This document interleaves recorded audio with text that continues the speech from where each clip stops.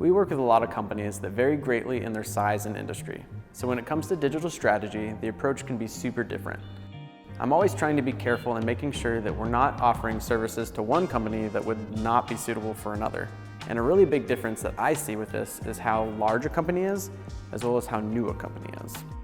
So some steps that I often like to talk to clients about is considering their viability, their branding, and their sales strategy. It's great to go through this sequence, but also loop back to them as you build on to the next stages.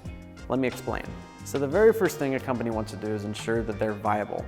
Someone looks you up online and they want to have confidence that this is a real company, that this is not a scam, and that they can feel confident that this is indeed a group of people that are going to give them the product or service that they intend to buy.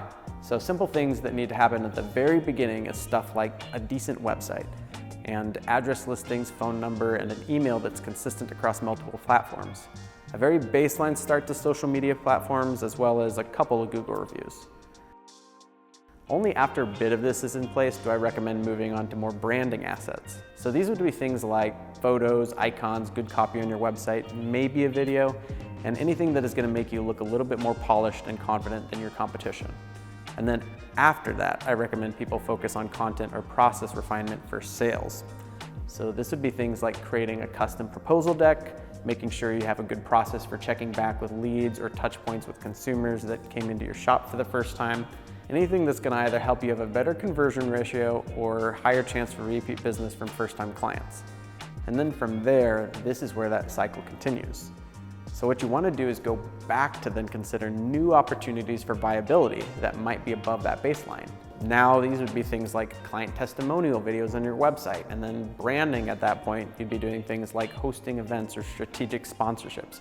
And sales would be things like retargeting ads or membership programs. A problem that we frequently see, especially with small businesses, is that they watch someone on YouTube and they get convinced that the first thing they need to do is to host a webinar or create a lead magnet and spend thousands of dollars on a Facebook ad campaign. These can certainly be great strategies for certain companies at certain times, but you need to have a strong baseline in place first before you're really going to see any success from activations like this. All of the projects that we work on with clients are fully customized. There are certainly patterns that can be followed to help us know where a company's at and what would be best next steps. But the sequence for these things is essential to successful growth actually happening.